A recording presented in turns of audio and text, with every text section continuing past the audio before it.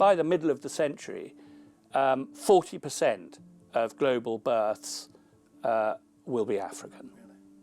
And already by then, 1/3 of the global working age population, in the context of this constant search for labour or workers or whatever, 1/3 of the global working age population will be African. So now these are figures that matter. Coming up on British Thought Leaders, Edward Paice says Africa's population explosion is changing the world. It is with some justification that one eminent demographer has called this the greatest demographic upheaval in global history. Edward talks about migration as huge numbers of young Africans face uncertain futures. You know, during the 2020s, this decade, there'll be about 220 odd million Africans reaching working age. Well, that is about the size of the EU's workforce, and that's in one decade. He says developed nations need to recalibrate how they view the world's fastest growing continent. Africa is going to be a far bigger piece of our future in Europe, and probably also for the US. And people who know this know it. There's too many people who don't know it, who should know it.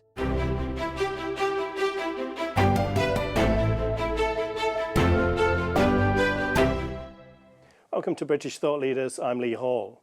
Today I'm sitting down with Edward Paice, author and director of the Africa Research Institute. Edward, welcome to the show. Thank you very much. I want to start by talking about your book Youthquake. So the subtitle is Why African Demography Matters. I mean, why does it matter to us here in Britain about African demography? Well, that's a big question to start with. I mean, I think, you know, given the scale of the population growth in the continent over, well, since about 1950, and the momentum is still very strong, that, you know, we're seeing an Africa that partly because of population size is demanding, in a sense, a far greater recognition and space on the global stage. Yeah. I mean, if we go back to 1950, in pure population terms, we see that about 7% of the global population was African. By the middle of this century, it will be about 25%. And in broad terms, Europe's percentages have reversed. Right. So from just over 20% down to less than 10%. And you know, the whole ethos of Africa Research Institute in general was about shining a light on interesting stuff going on within the continent, people with good ideas, people solving problems often with a minimum of resources. And part of the interest about population is that despite all the great fears and trumpeting about population explosions in the 1970s and 1980s, that Africa would starve, that the world would starve because of population growth, whatever's happening and however much bad news you read about the continent, and there are some awful things happening. I mean, the war in Sudan at the moment, for example. Nevertheless, you'd be very cynical to be saying that no progress had been made. So you're ending up with a far larger continent, and I'm looking principally at the numbers, at the demography, and you will have seen the continent's population grow in that century, 1950 to 2050, by a factor of 11 times. Now, to put that in context, in India's big century of big growth, 1920 to 2020, the population grew by a factor of 5. So that's less than half. Ditto Asia. Between 1950 and 2050, population will have grown by a factor of about 4. So it is with some justification that one eminent demographer has called this the greatest demographic upheaval in global history. You could, if you wanted to, write a little piece comparing it with the collapse of population over the Black Death and the Little Ice Age combined, but I'm splitting hairs here. I mean, this is a big story on its own. Now, we're already seeing in all sorts of respects, and we can come back to this, that population alone is, as I say, demanding greater attention. One of the major drivers for writing the book was, wherever I looked, it was being overlooked. I would go to a 2-day conference on migration globally, and there would be not a single paper delivered about the underlying demographics. The Ministry of Defence's Global Strategy Report in 2018 barely mentioned global demography. So, this is a general point applying to Africa, I mean, to other continents as well. But, I mean, Africa is, the big beast in global demography at the moment. As in, what's going on there is the biggest change that is going on. So slowly we are getting to a realization that Africa, in the outside world, Africa relations by countries and continents outside, need to change really quite rapidly. China has for 30 years now forged a very proactive path of developing relations with African countries. In Eastern Africa in particular, Gulf countries are now the largest investors already and playing, inverted commas, politically in all those countries. So, what happens politically now in Somalia, for example, is decided as much in the Gulf as anywhere. Right. Turkey, a very big player in Eastern Africa as well, and actually in the case of Somalia, a crucial player, also Libya. So this is one aspect of why it is important. Geopolitics are changing at a rapid rate, and it was symptomatic of the fact that some people are tumbling, not as many as should, but tumbling to the increased geopolitical significance of the continent when the Ukraine war broke out, because actually suddenly, Africa has 50-something votes in the UN, and there was quite a division as to, who was going to support which side. Russia has a long history of engagement in Africa, and in the last 5-10 years has, in a military sense, at any rate, made itself available again, and is present in an increasing number of countries, particularly in the Sahel region. So, geopolitics is one factor why this matters, but also global trade patterns, climate change. Africa is starved of power. How this is being addressed? How do we get to the stage of gearing up power? Because there is no real the sort of economic liftoff that many countries are seeking and require isn't possible on the low levels of power that they're generating. And yet a lot of external bodies have now banned the funding of fossil fuel projects. Meanwhile, China is building 50 coal-fired plants or whatever it is this year alone. So this has to be thought of, because 1/5 of the global landmass is Africa, and at the moment it is being constrained by sort of climate change orthodoxy, or whatever you want to call it. So trade patterns, climate change, these, but its size will affect almost anything you can think of. This is, where I come to at the end of the book. And I'm not prescriptive in the book. It's a handbook of looking at the data and looking at what might happen. But let's think of some little things. I mean, 85% of French speakers by 2050 will be African French speakers. The future of the Anglican Church may well lie in Africa. These are the sort of things. Sport, we're all aware of the amazing impact of African sportsmen, particularly in football, soccer. So that's already happening. Fashion, Africa is starting to, African designers and so forth, especially from countries like Senegal, Nigeria, are starting to become more globally recognized. So,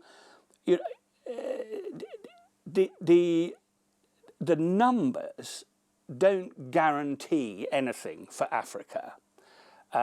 Power doesn't necessarily come with numbers. I mean, if we think of the size of China, right up to, well, say the 80s. I mean, China did not have the global power it had now, but the numbers are something that everybody ought to know about, at least the sort of summary, the headline figures. And another major aspect that needs to be borne in mind, and we may talk later a bit about migration, is the fact that against the backdrop of a narrative of falling fertility in many Western countries at the moment, and certainly in East Asia, there's the same number of global births as there have been every decade for the last 3 or 4. So the total number of births is remaining relatively constant. Now, by the middle of the century, 40% of global births will be African. Really?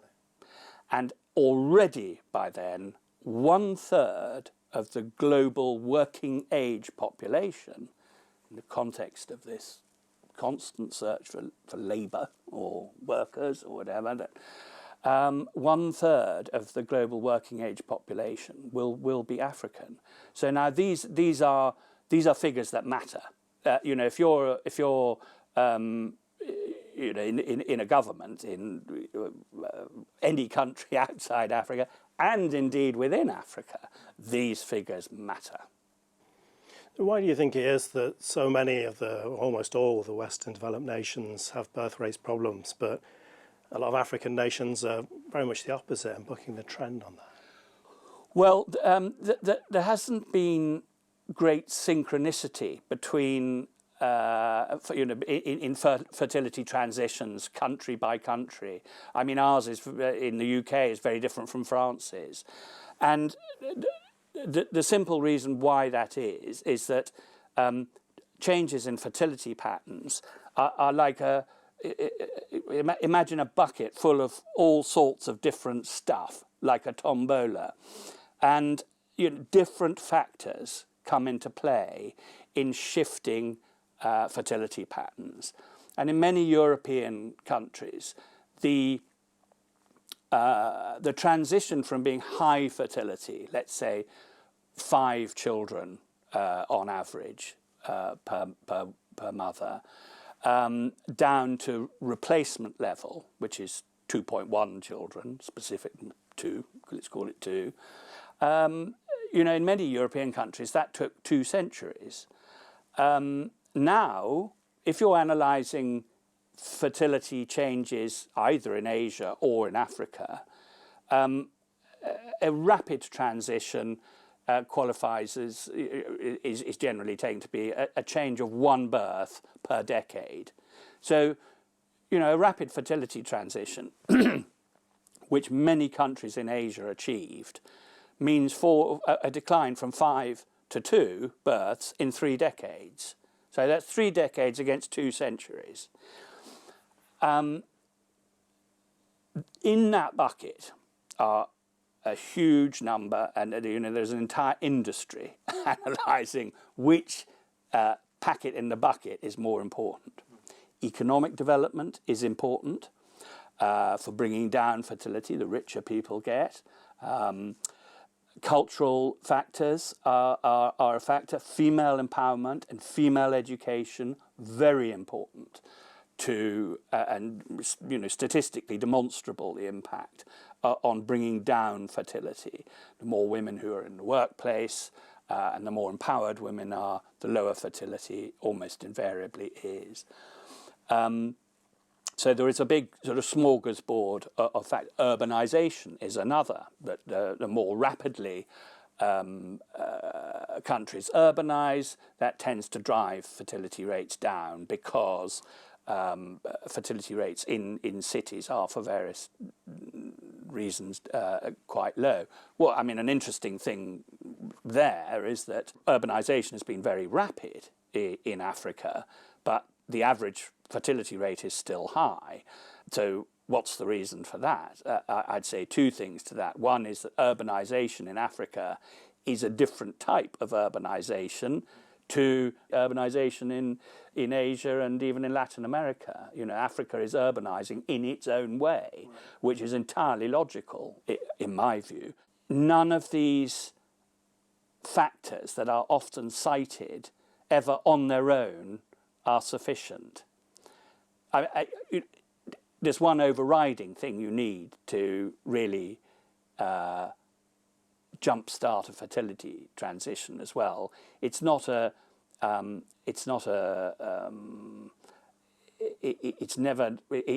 the actual starter, but to complete a fertility transition, you need it, and that is above a certain percentage of women taking having availability of modern contraceptive methods. Another factor, for example, is in societies that were high fertility, is falling infant mortality. When I just read a marvellous phrase. Sorry to chuckle. I don't mean to. I hope it doesn't cause offence, but my friend, who's the permanent secretary in the Ministry of Finance in Uganda, said in a speech not so long ago, we're still doing reproduction by calculus. If I have 6 and lose 3, I'll have 3 remaining. And the fact is that nowadays, 6 will survive. And so it was a rather sort of nice way of putting it. And it is a fact, that when child survival improves, women are not having to have babies in the knowledge that they're going to lose 1 or 2 or more of their surviving children. And from the 70s, the developed world was concerned about overpopulation. And was there pressure or even intervention on Africa to reduce the population there, and how was it received?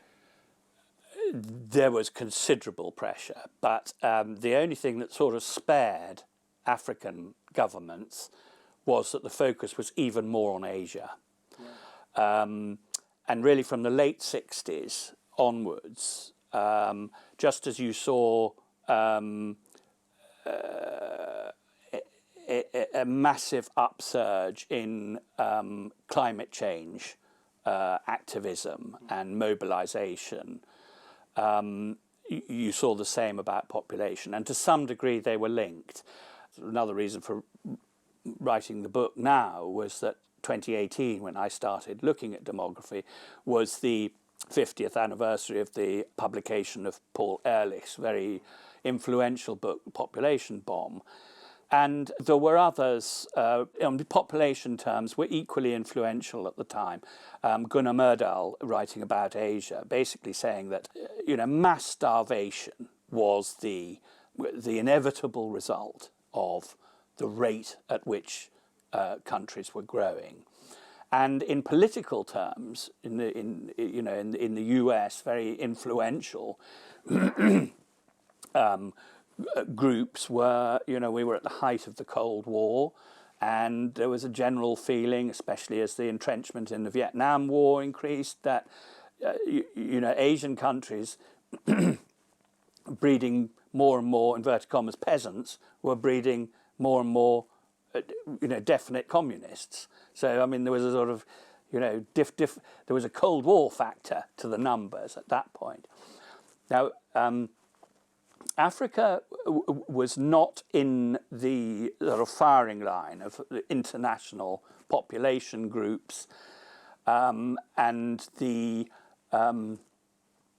family planning groups that were massively funded by US philanthropic organizations. One reason for that is that the population as a whole, I would say one reason is that the population as a whole was not of a size where people thought whatever was going on in terms of multiplication, that it was, that it wasn't anywhere near the population of Asia. Even if you look at what constituted Indochina or whatever, all three Eastern African countries, Uganda, Tanzania, Kenya, in the sort of mid-60s had a combined population less than Thailand. And the first impetus for tackling population growth actually came outside North and Southern Africa. So if we're looking at sort of in the body of Africa, came from Kenya and Ghana. And both governments were modernizing. And both governments, Kenya's fertility rate had reached 8 and Ghana's 7. And governments, presidents said, we cannot go on like this. So they started to take action, largely of their own accord, to reduce fertility. Thinking, we cannot develop. It wasn't so much about starvation. It was about we cannot develop, we cannot industrialize, which was the goal, with populations growing at that sort of speed.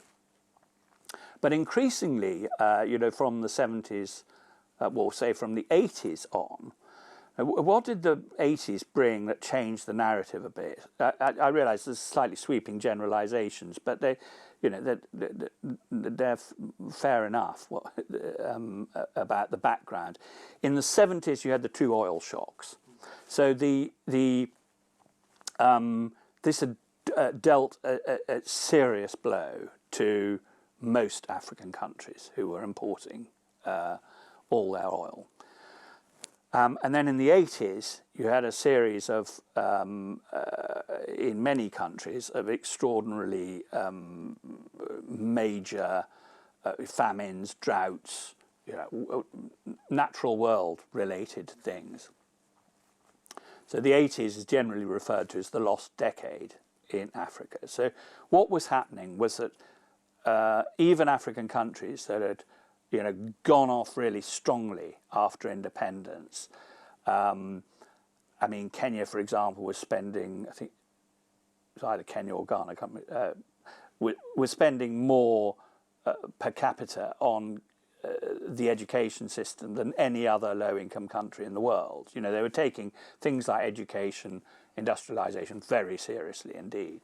But the 70s and 80s dealt all countries. There were no one benefited. Dealt them a really terrible blow. So as population growth continued, it then meant that Africa sort of came into the frame, and specifically fertility rate and population growth in Africa. There were some very influential, by the end of the 80s, very influential treatises from the World Bank, but also from within Africa, the Economic Commission of Africa, which, although it is technically a UN body, or was, has always been staffed by African economists. It's based in Addis. It has a strong. It's always been an authoritative body, people were starting to panic that there simply weren't going to be, never mind food, it wasn't going to be enough jobs for the young people being, coming through, as it were, appearing, being born.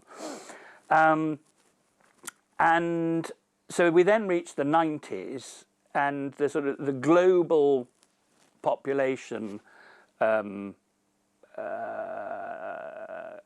bodies that meet, sort of like imagine a sort of COP of population,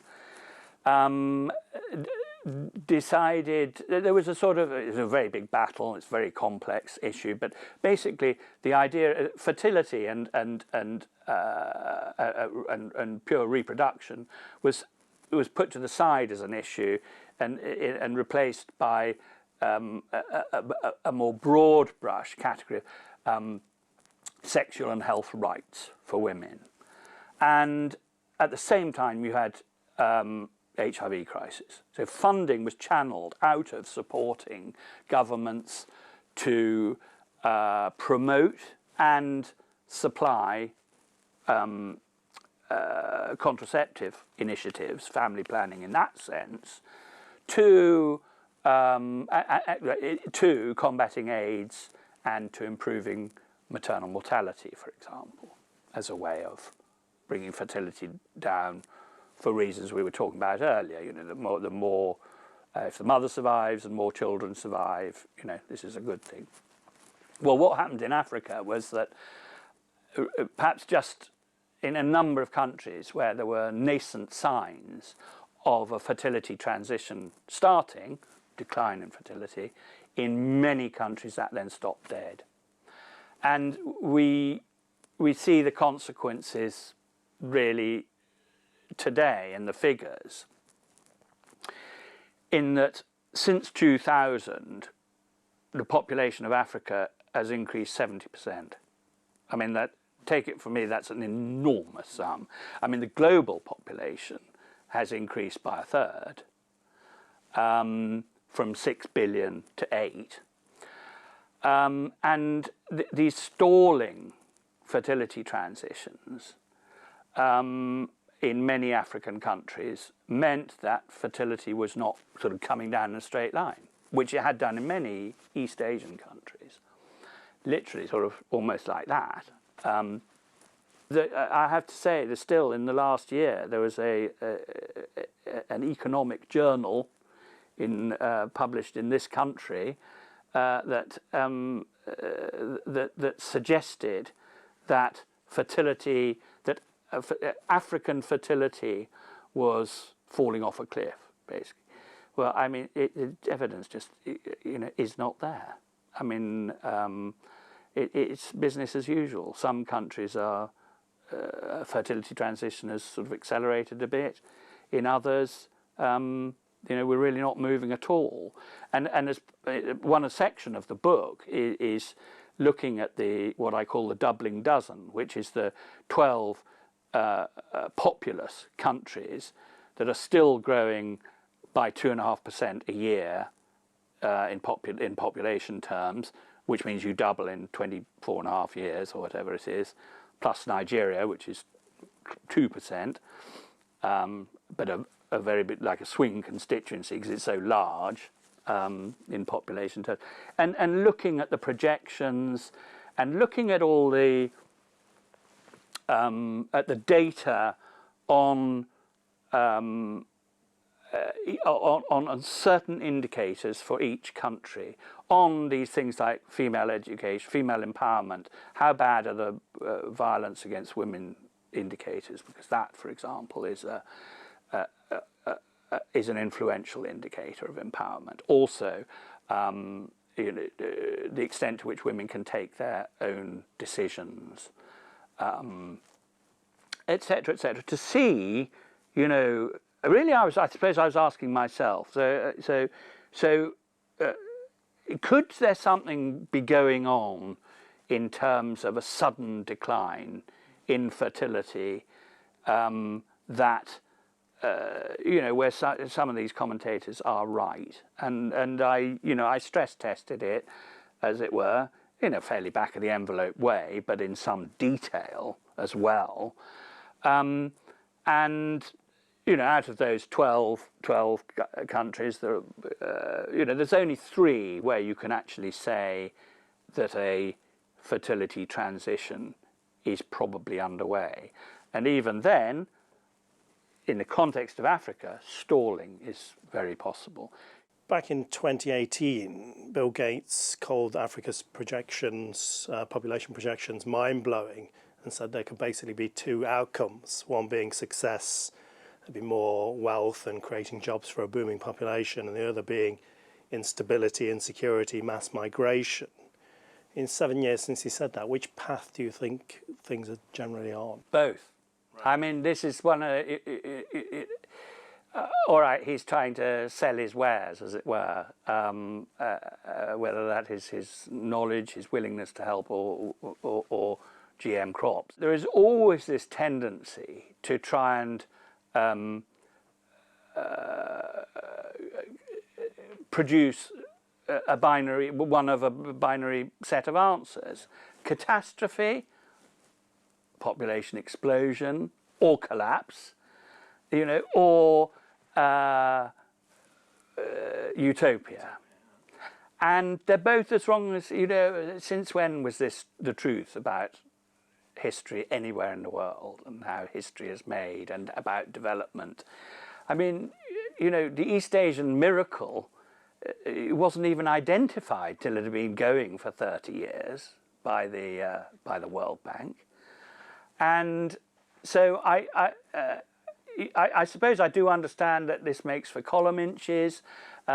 This is the stuff of people who have to provide, or think they have to provide, an answer. But it isn't the answer, and it leads to a lot of mistakes in policy making. So I have presented the data, presented the scare stories from the 70s and 80s about how the continent would, had no hope and would collapse and all of this, and people can make up their own mind. But I don't believe in binary solutions. A report came out a couple of weeks ago saying there were more conflict hotspots in the continent than at any time since 1946. Okay, and that's the sort of thing that tends to get in Western media. But equally, there are just vast areas of this vast continent where, life is immeasurably much better than 30 years ago, even in rural areas. There'll be places where life is good and places where life is not so good, is the answer to your question. It's a trite answer. All I sort of said, pointed out or whatever, in the concluding chapters, the big issue in most places is, or the key is about making people's lives a little bit better than the previous generation. And there are plenty of places where that's absolutely true now.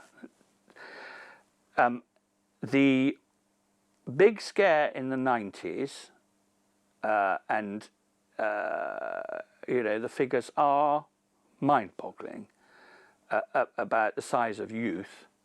This is the big issue. Right.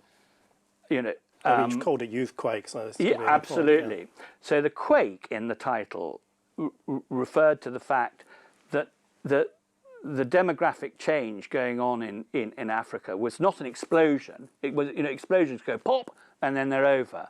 This was like the tectonic plates shifting, going on over a long period. So that was the quake, and the youth bit was that, the median age across the continent is, depending who you look at, it's around 18. Median age, 18. There are still at least a dozen countries, populous countries, where between 40 and 50% of the population are under 14. Now, the answer to Gates's question, as it were, is how many of those people can you actually ensure have a slightly better life? And this issue of work is crucial because, for obvious reasons,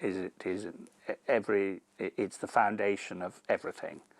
You know, your ability to have a family, to have respect, to be peaceful, as everywhere, all this stuff. And, you know, during the 2020s, this decade, there'll be about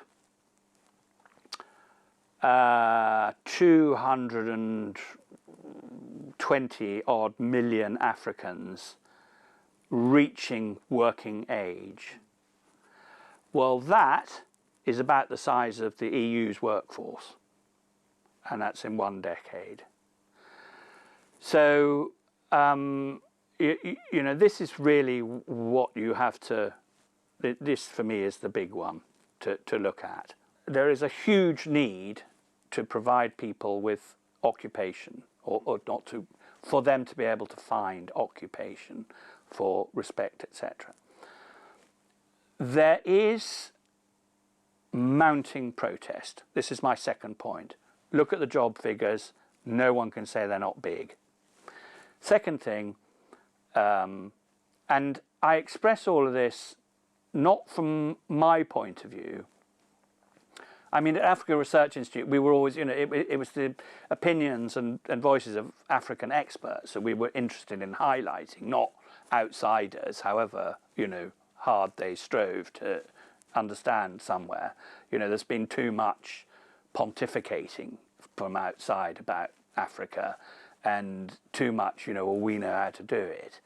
And at ARI, our approach was intended to be a sort of antithesis to that.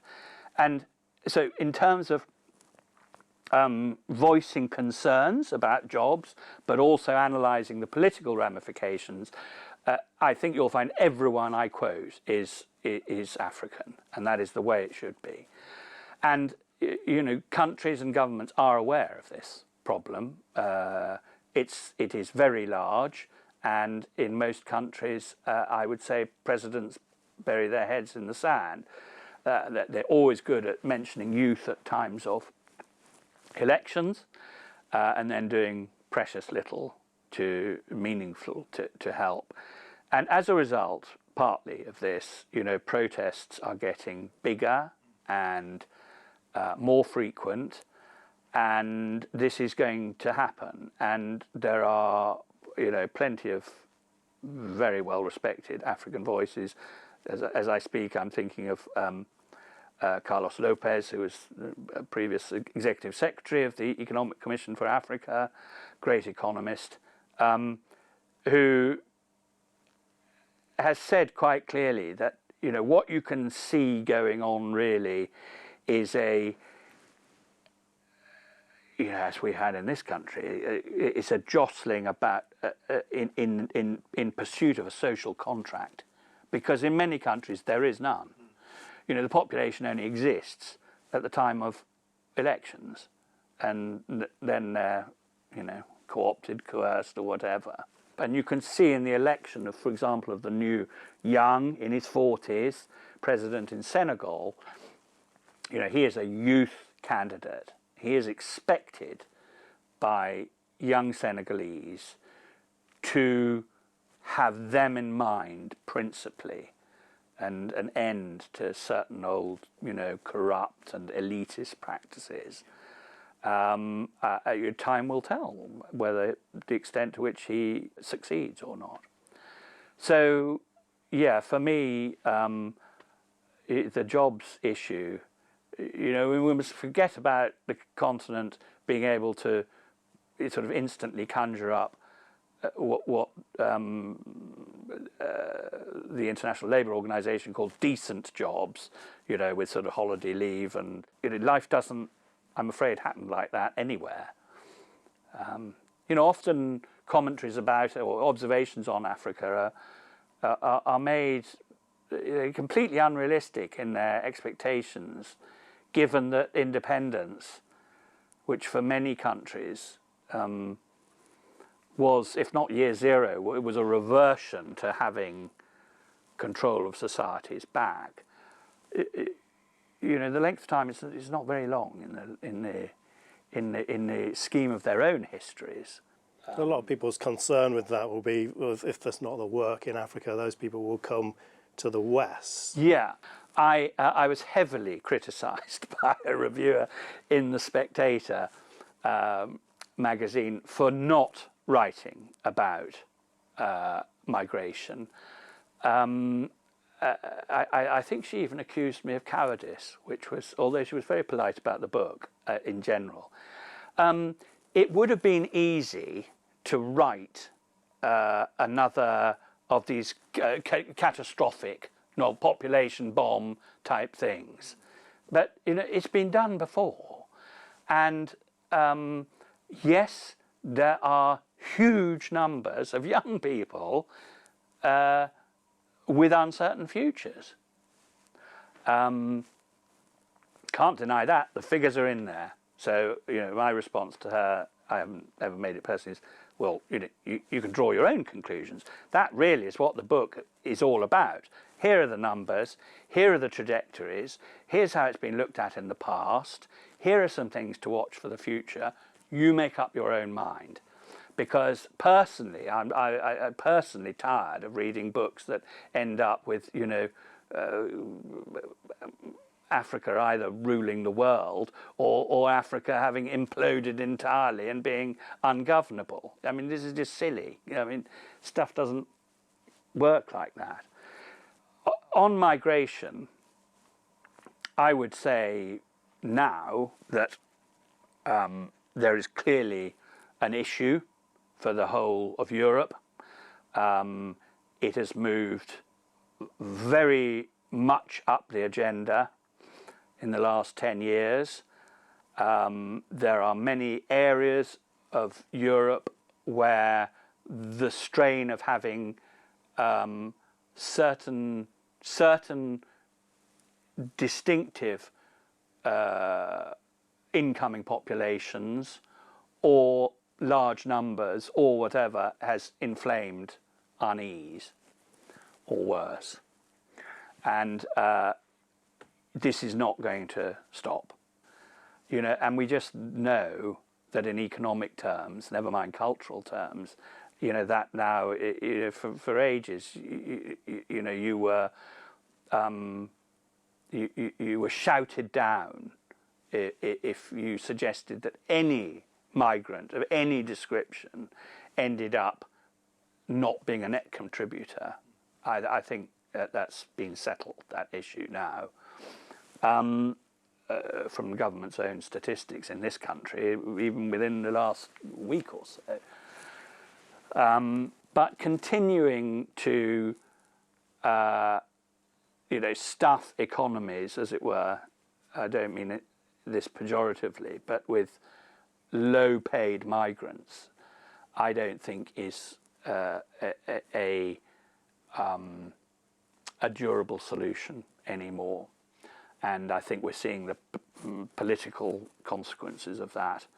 So what my answer would be, and I'm not a migration expert, I don't have any, I haven't fought on the barricades of any ideological persuasion on this. I literally observe. But the thing that seems to me most obvious is that the systems for controlling it and overseeing it in this country, for example, are utterly lacking. I mean, an absolute disgrace. And I mean, looking at it from an African perspective, there are systems for employing healthcare workers, for example, that have appeared to work reasonably well for all parties. I don't believe it works well if every person you've taken in to plug a relatively short-term gap can apply for citizenship, personally. Why do I say that? Because, I mean, remittances play a very significant part. I mean, remittances are more significant to Africa than aid now. So that's money sent back by overseas, by family members working overseas. But, you know, say you were a Kenyan nurse, I don't know, maybe opinions differ, but the thought you go forever, I don't know, is really the best thing either for family or for the development of the country. So I mean, you know, as I say, I'm not an expert on this, but if you give, you know, 5-year contracts to people, and then they go back with you know, they are then top of the tree with the experience of working with all sorts of equipment that they're not fortunate enough to have at home and this sort of thing, then you start really building I mean, the situation in Kenya at the moment, for example, is that they're turning out tens of thousands more nurses than they can employ. So there's a huge surplus. You know, just on this question of, you know, numbers, I mean, from East Africa in particular, you know, very large numbers are going to work in Gulf countries, and in many cases under, how shall I put it politely, rather different situations to what they experience coming to the UK to work, for example, and particularly those going to do domestic work. It's not nice. Looking at it with a professional hat on, and from the African point of view, African governments are keen to work in formal ways. I'm not talking about, you know, someone's watching this and says, oh yeah, they're very keen to set up prisons to throw all the migrants in and be paid by the EU. I'm not talking about that. I'm talking about negotiations between governments to in Europe and in Africa to you know, enable certain numbers of people for whom there isn't a job at home, or to give people the opportunity to go and work abroad and come back. So, I mean, formalised systems of sort of professional opportunity, I guess. That may not, you know, count for much given the numbers, but you know, if we have to decide who we're after, and give them a good deal, and you know, that's a starting point for many things.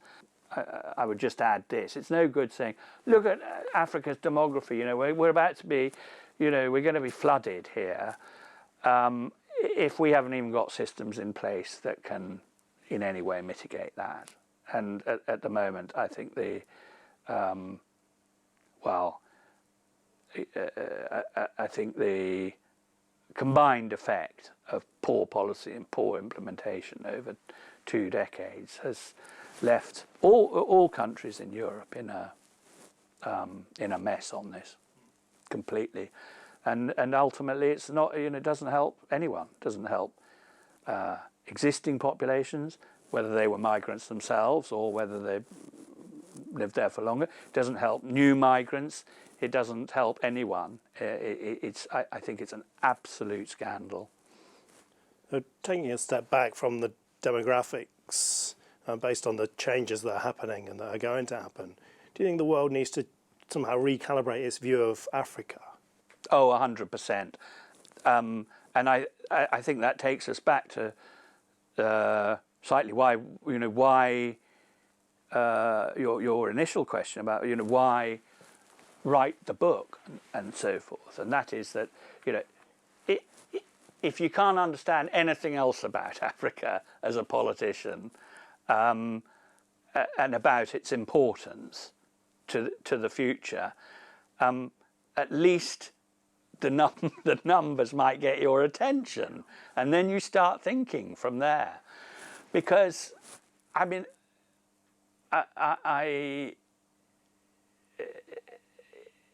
yeah, I think that the engagement of Western governments has, with some exceptions, been poor. And I know you know one what the tendency is to focus on stuff that you already focus on, and so all right, we had a Cold War here after the Second World War, and now there's a war between Ukraine and Russia, so that is more important than the war in Sudan. I understand, I think, how the thinking goes, and my point here is that the pieces in the jigsaw puzzle of the world, geopolitics, are shifting at a rate as fast as they have done at any other time. And so, you know, thinking that a casual visit by a head of state to Africa once every 3 years, thinking that qualifies as engagement, it is just ridiculous. And there are plenty of countries that still do that. I mean, you know, I have absolutely no doubt that for good and ill, in some respect, you know, Africa is going to be a far bigger piece of our future in Europe, and probably also for the US. And people who know this know it. There's too many people who don't know it, who should know it. For instance, I mean, you know, Biden potters off to Angola just at the end of his term because the US does want this railway built, the Lobito corridor, and that is a matter of providing access to, you know, important raw materials. But in general, you know, African governments are not foolish. I mean, they know that they know how to play, become so sophisticated in many places over the course of 2 decades, with the fact that they've got so many options now. I mean, during the Cold War, you know, you either had the Soviet advisors in and Cubans if you were Angola, or you were in favour of, you know, the West, which in military terms meant the US by and large. But I mean, now you can get on the call to Qatar or the UAE, and you know, the president will see you the next day, or the sheikh, and will treat you as an equal. You know, to at all levels, there's too much about Western relations with Africa that are outdated, and I would argue frequently that I've actually seen pretty patronising.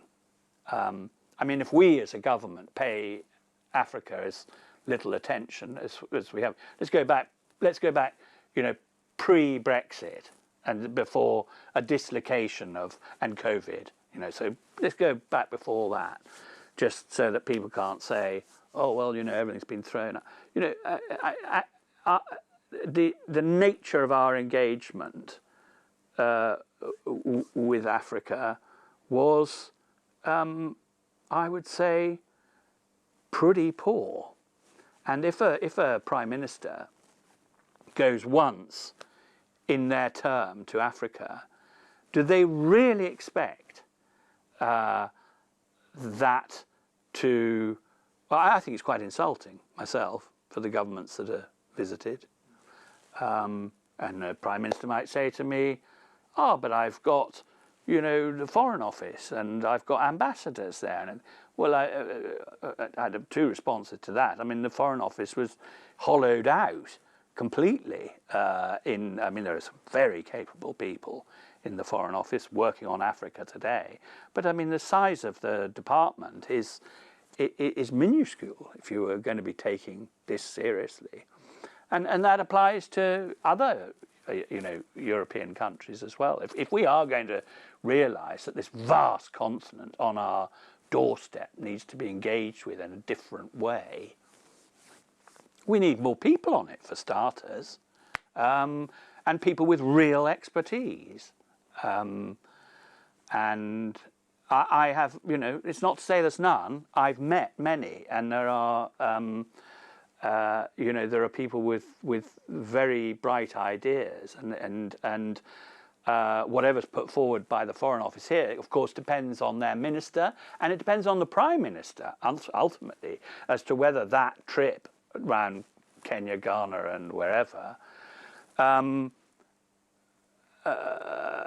gets priority over some domestic thing of his or hers. Well, the Chinese Foreign Minister has just completed his New Year trip, the 30th year in a row around, and I can't remember all the countries that he went to this time. You know, there is a merit in this metronomic, even if you just go and shake hands, I'm here. You know, we have that conference in 2 years, and then the next conference 2 years after that, and blah, blah, blah. And I suppose my view is a bit like my view about migration. I mean, it's that how we engage is not, you know, I'm not rewriting how the Foreign Office or former DFID, how they engage.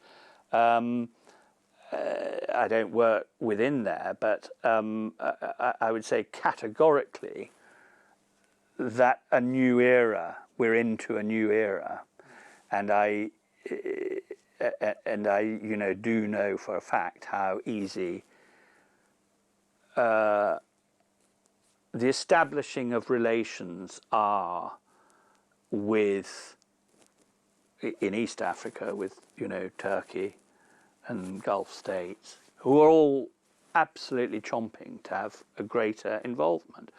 I mean, I went to a conference to speak about demography, fun enough, in Saudi Arabia this time last year. There were 10,000 people there or something. I mean, from everything from you know, to hear what they were doing, but also in various sections to be discussing Africa. Now, Saudi feels that UAE has stolen a march on them in Eastern Africa, and they want to catch up. As with everything Saudi at the moment, the plans are very ambitious, and it's a lot of money. We might say back here, oh yeah, but we've been friends since 1402. You know, there's a merit in long standing. I'm saying don't rest on your laurels, because you know, the map is being redrawn. And if you look at you know, the aid, if we touch on migration again, you know, I'm not saying I agree with this or even believe it, but I mean, you know, our large development assistance aid budget was portrayed as being a sort of major plus in the UK's overseas presence and its and maintaining its position in multilateral organisations and so forth. Well, as we know, where is the money for asylum seekers being taken out of? You know, we've eaten our own aid budget, or we are doing so, to the understandable and huge frustration of you know, the International Development Committee in the Houses of Parliament, and no doubt every employee at former DFID, now part of the Foreign Office, who has lined up something they think is very clever to do in, I don't know, Myanmar or something, and everyone's shaken on it, and it's going for 3 years, and suddenly there's no money on it for it. I mean, so, you know, we've not only blown the migration situation up, we've blown up our provision of aid. Do you think we're reaching the end of kind of Western aid going to Africa, and also the big Western kind of NGOs being so active in Africa, and we're entering a new phase? I think we're certainly into the end game. I do. And why do I say that? Because an awful lot of African presidents have spoken out against it. I mean, perhaps one of the most prominent to have done so, I'm probably missing someone who was even more prominent, but was the recently retired president of Ghana, Akufo-Addo. And, you know, they don't really, it belongs to a different era, much of it. And engagement from the new players, you know, even Brazil is now re-engaging, especially with Lusophone African countries. Lula was big on this during his first term, and there are mutterings about it coming back again, or it being prioritised again. It links especially on agricultural development, but other areas as well. I think that the character of the relationship is it has got to change. It doesn't mean, so, you know, I would sincerely hope that there will still be you know, the relationship of allies with countries and things, but I think it has to be framed differently and executed differently. It's a very difficult one, this, because aid is taxpayers' money. Yeah. And so, you know, it requires a very heavy degree of oversight and in many cases caution. So does that actually negate, not across the board, but in certain cases? But, you know, also you do have to ask yourselves, you know, I mean, there is still too much of this, where actually, I remember talking to the finance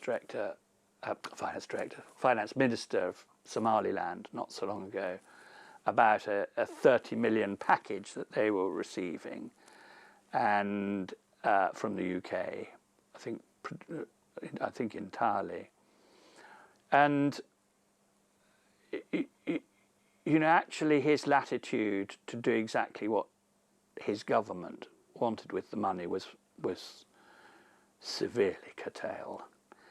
And about 50% of the money was basically going to end up back in the hands of the UK-based contractor. There's still too much of that sort of thing, and people don't like that. To anyone who's been banging on about how the significance of Africa will only grow, and how now, you know, many other things have moved in the last 5 years alone, you know, in terms of the campaign for seats on big global councils, you know, UN councils and so forth. You know, this momentum is only going one way, and part of the reason for that,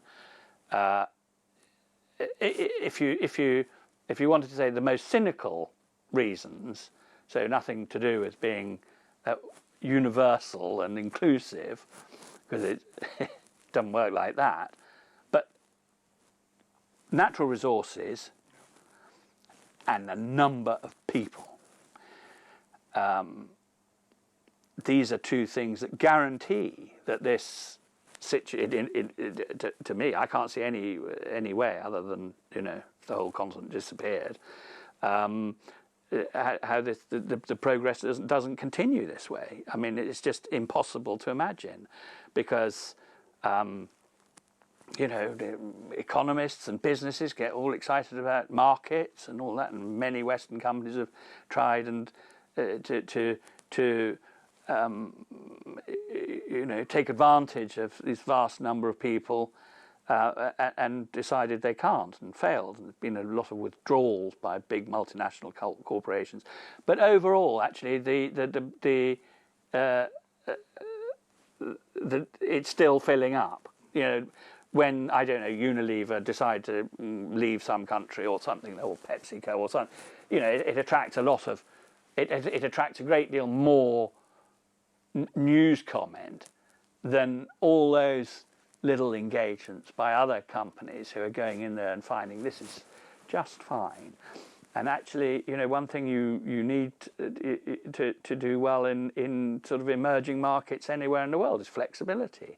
And often, you know, the big multinationals don't have the requisite built-in flexibility. When I started work on this in 2018 on demography, even though I've been, you know, analysing, I mean, myself, I hold my hands up that even, you know, analysing elections and this and that of individual countries for over a decade, and having studied various things to do with Africa for all my working life, even when somebody slapped down a bit of paper which had these projections written on them for the growth of Africa over the next, you know, 30, 40 years, I was still, I have to say, I couldn't have answered, I couldn't have plucked those figures out of the hat if somebody had asked me in a quiz. But we're getting better. I go to schools and I say, you know, there's a prize of the book for anyone who can get within 3 the nearest number of states, sovereign states there are in Africa. There's always at least 10 hands go up, and you know, this is all good. The next generation will not be as Africa will have a bigger part in their consciousness, and for many of them in their work, I'm sure. Edward Paice, thank you for joining us. Thank you.